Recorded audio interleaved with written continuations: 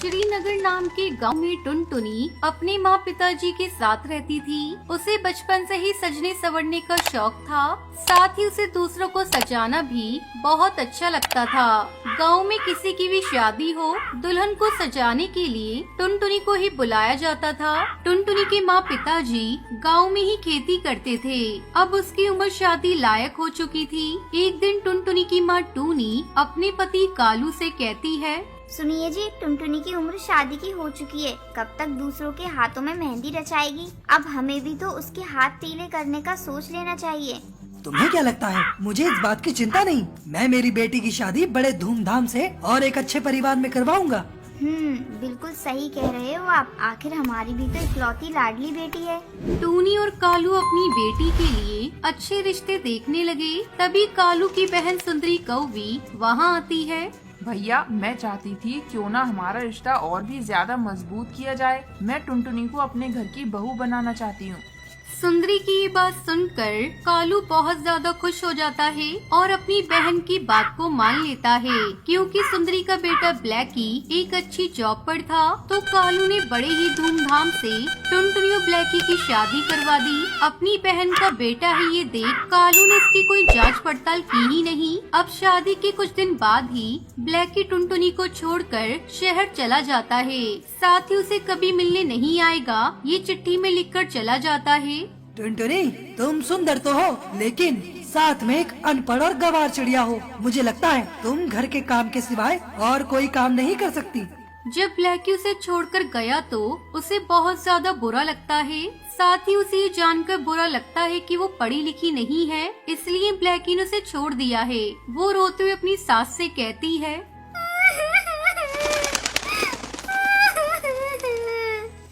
ये आपने क्या कर दिया माँ जी? आपको पता था कि ब्लैकी को पढ़ी लिखी चिड़िया चाहिए, फिर भी आपने शादी करवाई क्यों? आखिर मेरी इसमें गलती ही क्या थी? आपने मुझे और अपने भाई को धोखा दिया है, धोखा। उन्हें जब ये बात पता चलेगी तो उनका क्या होगा? ये सोच सोच कर तो मेरी जान जा रही है। नहीं बेटी, मुझे ये बात बिल्कुल भी पता नहीं थी। मैंने जब ब्लैकी से पूछा तो उसने तुम्हारा नाम सुनते ही हाँ कर दी थी। मैं अपने बेटे के साथ साथ अपनी भतीजी की जिंदगी खुशियों से भर देना चाहती थी। तुम दोनों को खुश देखना चाहती थी। तुम जो समझ रही हो वो बिल्कुल गलत है। टुनटुनी अपनी सास के गले लगकर जोर जोर से रोने लगती है। उसे कुछ भी समझ में नहीं आ रहा था कि अब क्या किया जाए। अब टुनटुनी अपने बीमार पिताजी से मिलने के लिए उनके घर आती है और कुछ दिन उनके साथ ही रहने का फैसला करती है। लेकिन बीमारी में ही उसके पिताजी का देहांत हो जाता है। अब टुनटुनी पर उसकी सास और माँ की जिम्मेदारी आ चुकी थी, तो वो तीनों एक साथ ही रहने लगी। अब कुछ दिन ऐसे ही गुजर जाते हैं। टुनटुनी के पिताजी ने उसकी शादी के लिए कुछ कर्जा ले रखा था, जिसे चुकाने के लिए उन्हें अपना खेत भी बेचना पड़ा। उन तीनों के सामने अब 2 वक्त की रोटी का भी सवाल था। उसी में एक दिन गांव के सरपंच तोताराम की बेटी की शादी थी, तो वो अपने पिताजी से कहती है, पिताजी, मुझे मेहंदी सिर्फ और सिर्फ टुनटुनी दीदी से ही लगवानी है। अरे बेटा, हमने तुम्हारे लिए शहर से एक पार्लर वाली बुलाई है, तुम उसी से मेहंदी लगवा लेना। नहीं पिताजी, मुझे सिर्फ टुनटुनी दीदी के हाथ से ही मेहंदी लगवानी है। अब सरपंच जी टुनटुनी के पास आकर उससे कहते हैं, टुनटुनी बेटा, मेरी बेटी की परसों शादी है, तो क्या तुम उसके हाथों में मेहंदी लगाओगी? सरपंच जी, आप तो जानते हो कि मेरे हालात कैसे हैं। टुनटुनी की बात अभी पूरी भी नहीं हुई थी कि बीच में ही सरपंच जी बोलते हैं, देखो टुनटुनी बेटा, अब जो हो गया सो हो गया, लेकिन अब अपनी जिंदगी को वहीं पर रोक के कौन सी अच्छी बात है। अब तुम पर इतनी सारी जिम्मेदारियां हैं, तुम्हें अब कुछ न कुछ तो करना ही होगा। कब तक ऐसे रोते हुए जिंदगी गुजारोगी? और हाँ, मैं तुम्हें मेहंदी लगाने के कुछ पैसे भी दूंगा, ताकि तुम अपनी जिम्मेदारियां पूरी करने की शुरुआत कर सको। सरपंच जी की बातें सुनकर टुनटुनी को एक सहारा मिलता है, एक जीने की उम्मीद मिलती है। और अब वो मन ही मन कहती है, नहीं, अब बस बहुत हो चुका। अब मैं काबिल चिड़िया बनकर दिखाऊंगी। ब्लैकी को दिखा दूंगी कि मैं कोई गंवार चिड़िया नहीं हूँ। टुनटुनी सोच विचार कर सरपंच जी को हाँ कह देती है। सरपंच जी भी मेहंदी लगाने के बदले में टुनटुनी को कुछ पैसे दे देते हैं। अब गांव में कोई भी फंक्शन हो, टुनटुनी ही मेहंदी लगाने के लिए जाने लगी। उसकी मेहंदी के चर्चे चारों ओर फैलने लगे थे। मेहंदी लगाने के साथ साथ ही वो अपने घर पर ही मेहंदी के कौन बनाकर बेचने लगी। उसकी मेहंदी का अच्छा रंग चढ़ता है। ये बात सुनकर आसपास के गांव के पक्षी भी उसके पास आने लगे और मेहंदी की कौन खरीदने लगे। अब उसने अपने पास अच्छे खासे पैसे जमा कर लिए थे, जिन पैसों से उसने अपने लिए नया घर बनवा लिया था। एक दिन ब्लैकी अपनी माँ से मिलने के लिए अपने गांव जाता है तो उसे पता चलता है कि उसकी माँ टुनटुनी के साथ ही उसके गांव में रहती है। तो वो अपनी माँ से मिलने के लिए टुनटुनी के घर पहुँच जाता है। अब वो टुनटुनी की तरक्की देखकर बहुत ज्यादा चौंक जाता है और उसे अपनी गलती का एहसास हो जाता है और वो अपनी माँ, पत्नी और अपनी सास से हाथ जोड़कर माफी मांगता है। उन तीनों की जिम्मेदारियाँ अपने ऊपर ले लेता है। साथ ही टुनटुनी का काम भी अब बहुत जोरों से चल रहा था। अब चारों मिलकर खुशी खुशी रहने लगते हैं। इस कहानी सीख मिलती है कि काम कोई भी हो, अगर मन लगाकर और पूरे विश्वास के साथ करो तो तरक्की मिल ही जाती है। मथुरा के जंगल में सुंदरी कौवी अपनी बहू टुनटुनी चिड़िया और बेटे कालू कौवे के साथ रहती थी। सावन का महीना शुरू हो गया था। जंगल में चारों तरफ हरियाली ही हरियाली नजर आ रही थी।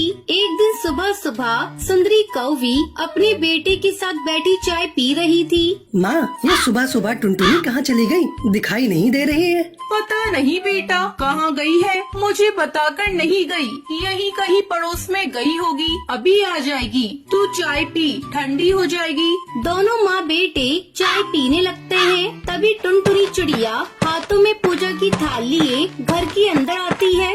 अरे बहू, इतनी सुबह सुबह तो कहाँ चली गई थी? हम दोनों चाय पर तेरे इंतजार कर रहे थे। देख तेरी चाय ठंडी हो गई। माँ जी, आपको नहीं पता, सावन का महीना शुरू हो गया है और सावन के महीने में मैं बिना पूजा किए कुछ भी नहीं करती।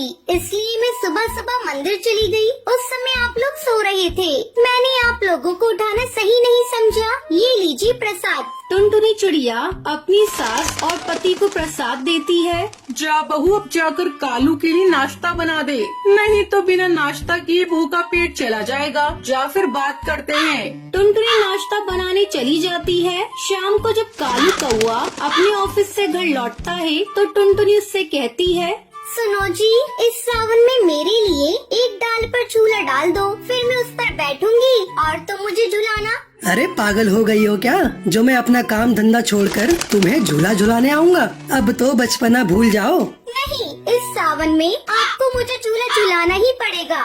तुम ये सब क्या फालतू की बातें कर रही हो? तुम कोई छोटी बच्ची हो क्या जो मैं तुम्हें झूला झुलाऊंगा? क्यों मेरा मूड ऑफ कर रही हो सुबह सुबह? इतना कहकर कालू कौवा गुस्से में वहाँ से चला जाता है। इस तरह 2 दिन बीत जाते हैं। टुनटुनी चिड़िया अपना मुंह फुला लेती है। वो सारा काम करती लेकिन किसी से कोई बात नहीं करती।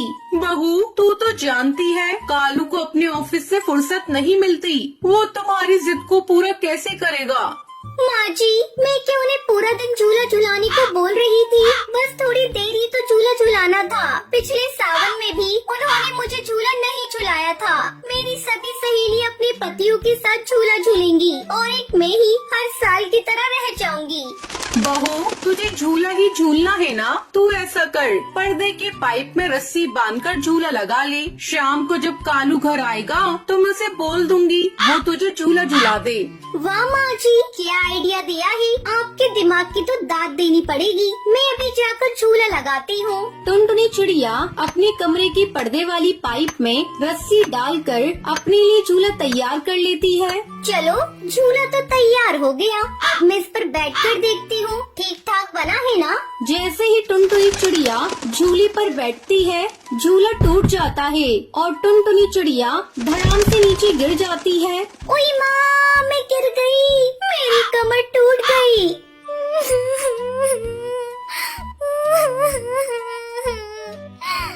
टुनटुनी के रोने की आवाज सुनकर सुंदरी कौवी वहाँ आती है। अरे बहू, तू नीचे कैसे गिर गई और तू इतना चिल्ला क्यों रही है? ये देखिए माँ जी, मैंने पर्दे की पाइप में रस्सी बांधकर अपने लिए झूला तैयार किया था, लेकिन जैसे ही मैं उस पर बैठी ये झूला टूट गया और मैं धड़ाम से नीचे गिर गई। मेरी कमर में बहुत तेज चोट लगी है। तभी कालू भी ऑफिस से घर आ जाता है। सुंदरी उसे सारी बात बताती है। टुनटुनी, ऐसा भी कोई करता है? तुम जीती मैं हारा। तुम्हें रविवार को पार्क में झूला झुलाने ले चलूंगा, फिर तुम जितनी मर्जी उतना झूला झूलना।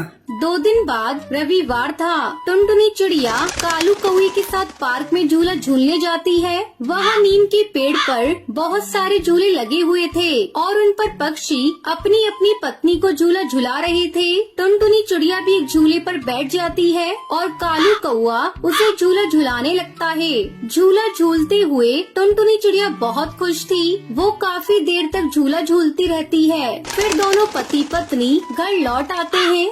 माँ जी, आज मैं बहुत खुश हूँ। मेरा सावन में झूला झूलने का सपना सच हो गया। अब मैं भी अपनी सहेलियों को फोन पर बताऊंगी कि मेरे पति ने मुझे झूला झुलाया है। माँ जी, अगर आज आप भी पार्क में आई होती तो देखती बहुत सारे पक्षी अपनी पत्नियों को झूला झुला रहे थे। बहू तो खुश है ना, यही मेरे लिए बहुत है। इस तरह सभी खुशी खुशी रहने लगते हैं।